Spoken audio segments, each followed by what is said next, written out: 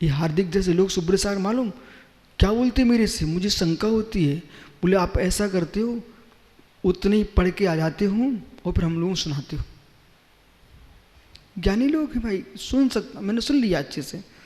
और निर्गंथ सागर जैसे महात्मा लोग, बे मैं कोई श्लोक गाथा बोलूं तो चेहरा दूर, बोले याद है क्या आपको? अब मित्र सुनो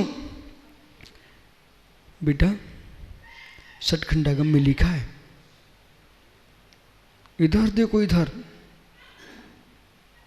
इधर देखो इधर, एक भूल तो मैं तुम्हारी सुधार कर रहा हूं और दूसरी भूल फिर खड़ी कर रहा भाई, दूसरी महा भूल खड़ी कर रहा। मत फंस अपने अंदर कीचड़ में है। अरे हाथी तू फंस गया तो खड़ा रहा, हिलेगा तो वो अंदर चला जाएगा। हाथी खड़ा रहा कीचड़ में, हिलाना तो और नीचे चला जाएगा। हाथी खड़ा रहा, हिले मत, सूख जाएगा तो शांति से निकल भी आएगा। और जितना हिलेगा जाना ज्यादा तो दलदल में फंस जाएगा, फिर निकल नहीं पाएगा, प्राण चले जाएंगे। इसलिए बोले मत हिल मत हिल, वहीं टकटिका रहा है।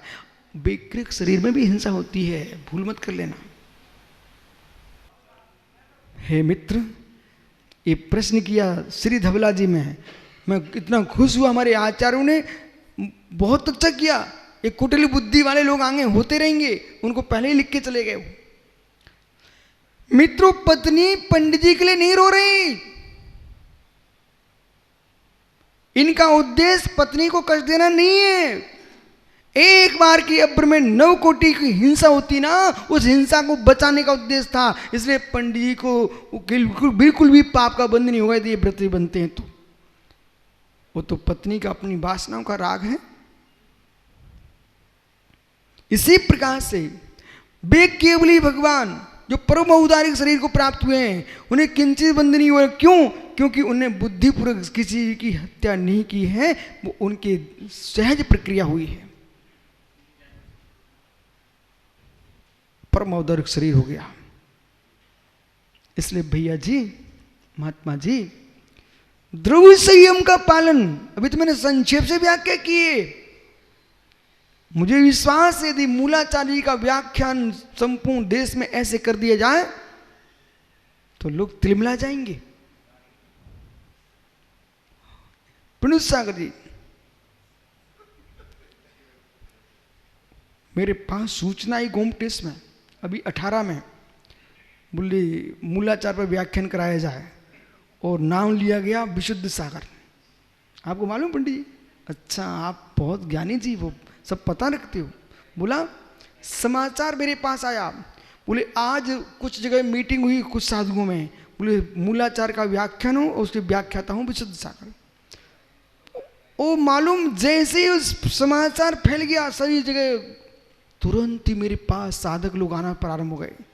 बोले त्राहिमाम, बोले त्राहिमाम क्षमा करो, आप मूलाचार का व्याख्यान नहीं करोगे, नहीं करोगे, आप जीने दो मुझे, नहीं करोगे, नहीं करोगे। बिल्कुल हमारे पैर पकड़ लिए। हमने क्या, आप घबराओ मत, मैं भगवान महावीर का शिष्य हूँ, जियो जीनो देने का पाठ पढ़ता हूँ, मत घबराओ, आप जियो, हम नहीं कर रहे हैं, आप जियो।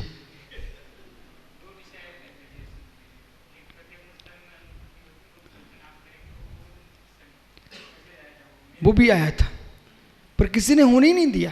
तो मैं क्या करूं, जो है सो है। इसलिए बोला जो आगम है ना बहुत गहरा है, बहुत गहरा है। जितना पालन कर रहे हो अपनी सामर्थ्य से करो, पर अपने वर्तमान के पालन को पूर्ण मत कहो, अभी बहुत पालन करना है। प्राणी संयम, प्राणी संयम, एक इंद्रिय से लेकर के 5 इंद्रिय तक के जीव प्राणी हैं। इधर चींटी आ गई ना तो मुड़राज हो ना, मुख से फूंक नहीं सकते आप। आपको पिच्छी दी गई है, इसका मार्जन कीजिए आप, मुलायम कोमल। अब आइए गहरे में। पीयूष, आंतरिक दया और पक्षी क्रिया दया बहुत अंतर है। जिससे आंतरिक दया उद्घाटित हो गई ना, धन्य उस अनुवृत्ति हाथी को, तुम क्या भूले पालन कर रहे हो। धन्य उस हाथी को जो भविष्य में प्रभु पारसनाथ बना, जिसने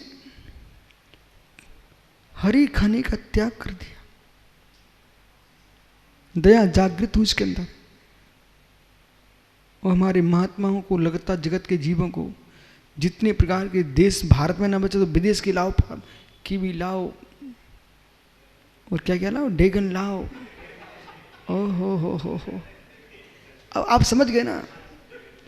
तो मित्र, तब हम विशिष्ट साधु कहलाएंगे। बोले क्यों? तुम क्या चारा घास खा रहे हो, हम तो विदेशी फल खा रहे हैं। उनके आने में, उनके लाने में कितना विकल्प होता पुनीत सागर जी। पर जीव कहता मैं बड़ा साधु हूं ना। सर्वा साधु मूंग की दाल पिए बस। अब विषय पकड़ना है। ये फलों से प्रयोजन नहीं। अब पकड़िए आंतरिक दया। आंतरिक दया। एक साधक को कापी चाहिए थी, ले जाओ बेटा। हमको तो बोई वाली चाहिए। अब जाओ कन्नू पूरे रायपुर में गाड़ी घुमाओ, कितना पेट्रोल जल गया, कितने जीव मर गए। बोले तुम्हें ये पता नहीं है, तुम 5 पैसे की डायरी मांग रहे थे, 500 रुपये खर्च हो चुके और कितने जीव मर गए। तो जो सहज उपलब्ध है, कल्पनीय है, अकल्पनीय नहीं हो। मित्र, कल्पे ना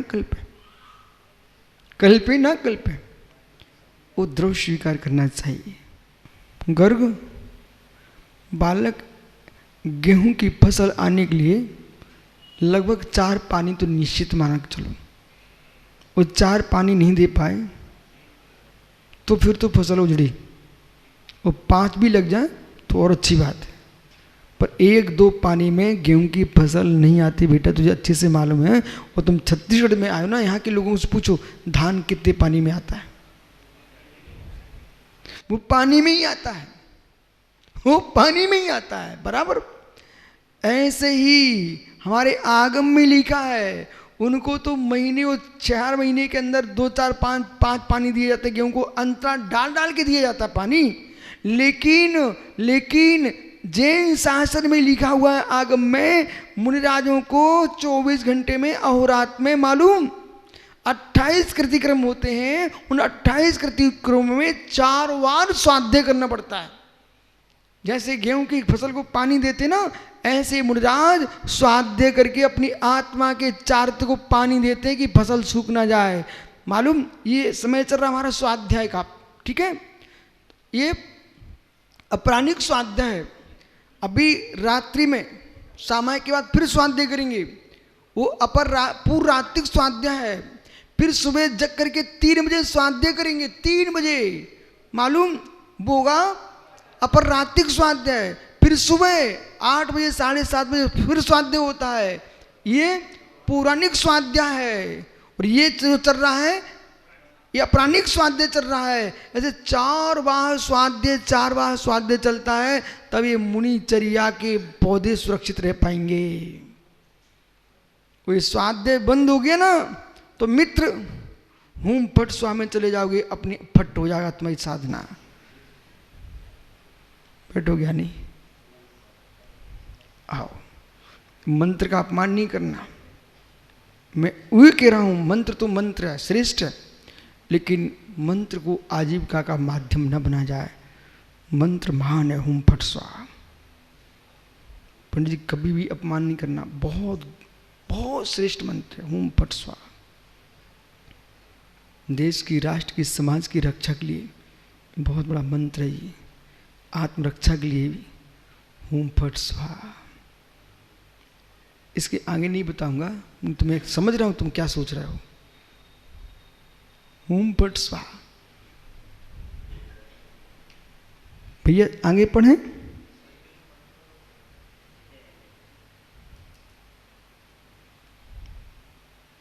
धीरे से प्रश्न कर देता है, फिर सुनने के लिए समय लगता है। आइए, तो भेद रत्नात्रय, अभेद रत्नात्रय। हे जीव, उत्कृष्ट होती त्वं पुनपि किम विशेषम पवित्रम सर्वजन पूज्यम। पवित्रम सर्वजन पूज्यम, निर्विकल्प सागर जी, विकल्प न को पूज्यम, जगत पूज्य हो जाता कौन? रत्नात्रयधारी। हे जीव, जन्म देने वाले पिता भी पाए पड़ते हैं। मुद्राज है, यति है, ऋषि है, अंगार, बदंत है, दंती है। ये जीव सम्यक दर्शन ज्ञान चारित रूप, सम्यक दर्शन ज्ञान चारित रूप निश्चय रत्नत्रय लक्षणम, निश्चय रत्न लक्षण, निश्चय मोक्ष मार्ग साधकम, निश्चय मोक्ष मार्ग का साधक, व्यवहार मोक्ष मार्ग जानी ही। सुनील भाई, ग्रंथ में देख लो क्या लिखा, निश्चय रत्नात्रय लक्षण, निश्चय मोक्ष मार्ग, निश्चय लक्षण, रत्नात्रय लक्षण, निश्चय मोक्ष मार्ग। उस निश्चय रत्नात्रय मोक्ष मार्ग का साधक कोई है, विभार मोक्ष मार्ग जानी। बिना विभार मोक्ष मार्ग स्वीकार किए निश्चय मोक्ष मार्ग प्रकट होता नहीं। वो तो पंडित जी पता नहीं कैसे यहाँ बच के आ गए, नहीं तो यही सीख के बैठे थे, लोग यही सिखाते थे, बस निश्चय को प्राप्त करो मोक्ष मिलेगा। अरे मित्र, निश्चय को प्राप्त करूं पर उसका स्वरूप क्या है? विवाह रत्नात्रय जब तक नहीं आएगा। जिन्हें कुंद कुंद भगवान ने निश्चय की व्याख्या की है वे भी निर्गंत मुनि थे।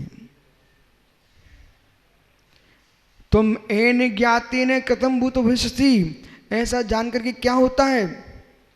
परम प्रिया पवित्रम परमात्मा, मतलब विवाह रत्नात्रय के माध्यम से जीव परंपरा से पवित्र परमात्मा भविष्यसि परमात्मा होता है। विवाह रत्नात्रय मोक्ष मार्ग स्वरूपम कथ्यते, विवाह रत्नात्रय मोक्ष मार्ग के स्वरूप को कहते हैं। तद्यथा वीतराग सर्व प्रणीत, वीतराग सर्वज्ञ देव के द्वारा किए कथन किए षट द्रव्य आदि का सम्यक श्रद्धान ज्ञान वृत्तादि अनुष्ठान रूपी व्यवहार मोक्ष मार्ग, वीतराग सर्वज्ञ देव द्वारा प्रणीत षट द्रव्य आदि का सम्यक श्रद्धान, उसका सम्यक ज्ञान और व्रतादि का अनुष्ठान रूपो विवाह मोक्ष मार्ग, ये है मनोज भैया विवाह मोक्ष मार्ग। निशुद्धात्म सम्यक श्रद्धान अनुष्ठान रूपो निश्चय मोक्ष मार्ग, और निशुद्धात्मा का सम्यक श्रद्धान, उसी का ज्ञान, वो आत्मा का ही अनुष्ठान, यह निश्चय मोक्ष मार्ग। अथवा साधको विवाह मोक्ष मार्ग, साधक कौन है? विवाह मोक्ष मार्ग साधक है, वो साध्यो निश्चय मोक्ष मार्ग, वो साध्यभूत निश्चय मोक्ष मार्ग। अत्र शिष्य, शिष्य ने प्रश्न किया, शिष्य का प्रश्न तो सुनना ही चाहिए। निश्चय मोक्ष मार्ग निर्विकल्पा, जो लोग प्रश्न करते ना वो आचार्य महाराज ने सुम किया। निश्चय मोक्ष मार्ग निर्विकल्पा, निश्चय मोक्ष मार्ग निर्विकल्प है, तत्काले सविकल्प मोक्ष मार्ग के नास्ते, उस काल में सविकल्प मोक्ष मार्ग तो नहीं होता। प्रश्न सुनना, कथम साधको भवति, तो फिर वो साधक कैसे हो सकता? मालूम, एक पर्याय दूसरे पर्याय का साधन नहीं बनती, एकांतिक नहीं है पंडित जी। और यदि ऐसा मान तो निरवय विनाश हो जाएगा। एक पर्याय दूसरे पर्याय में नहीं है, सत्य है, लेकिन निरवय विनाश नहीं है। विभार पर्याय निश्चय पर्याय का साधक बनती है। अत्र परिहारा भूत निगमने परंपरा होती थी, भूत निगमने की अपेक्षा से परंपरा से कारण बनती है। भूत में व्यवहार था, तभी भविष्य में आपके वर्तमान में निश्चय आएगा। बिना व्यवहार रत्नात्रय धारण के निश्चय आता ही नहीं। अथवा सविकल्प निर्विकल्प भेदेन निश्चय मोक्ष मार्ग द्विधा, मैंने एक दिन आपको विषय समझाया था, यहाँ आ गया पुनः। सविकल्प निर्विकल्प निश्चय मार्गो द्विधा, निश्चय मोक्ष मार्ग दो प्रकार का, सविकल्प और निर्विकल्प। तो हमने आपसे कहा निश्चय न दो प्रकार का है, एक भावना रूप, एक प्रणति रूप। अब सुनिए कैसे। तदन अनंत ज्ञान, तो कैसे? तदन तद अनंत ज्ञान स्वरूपोहम, अनंत दर्शन स्वरूपोहम, सोहम सोहम। ये सविकल्प साधको भवती, ये तुम विकल्प कर रहे हो, उच्चारण कर रहे हो, इस सविकल्प मोक्ष मार्ग है। निश्चय निश्चय मोक्ष मार्ग के दो भेद के, सविकल्प और निर्विकल्प। और निर्विकल्प साध रूप हो, साध रूप समाधि रूप हो। जो निर्विकल्प है वो समाधि रूप है, साधुवती भावार्था, जो किस साधभूत है। सविकल्प निर्विकल्प मोक्ष मार्ग से संवादम गाथाम आहा, सविकल्प निर्विकल्प के विषय में संवाद गाथा है। जम पुण्य सगियम तच्चम, जम पुण्य सगियम तच्चम, सवियप्पम हुईत पवीयप्पम, सावाश्वेणिरास्वा संकप्पम।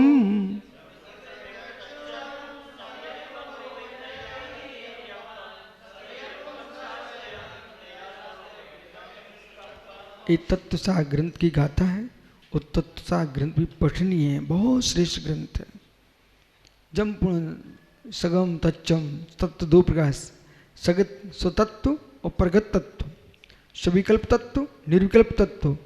सवियप्पम सास्वे, जो सविकल्प है वो आश्रव सहित है, और यप्पम संकल्पम, जो आश्रव रहित है वो क्या है? निर्विकल्प। एवं पूर्वोक्त एकोनविंशति सूत्र प्रमित 19 द्वासूत्र प्रमाण महास्थल मध्य निश्चय मोक्ष मार्ग प्रतिपादकत्वेन रूपेण, निश्चय मोक्ष मार्ग का वर्णन करने वाला सूत्रियम गतम 3 द्वासूत्र समाप्त हुए।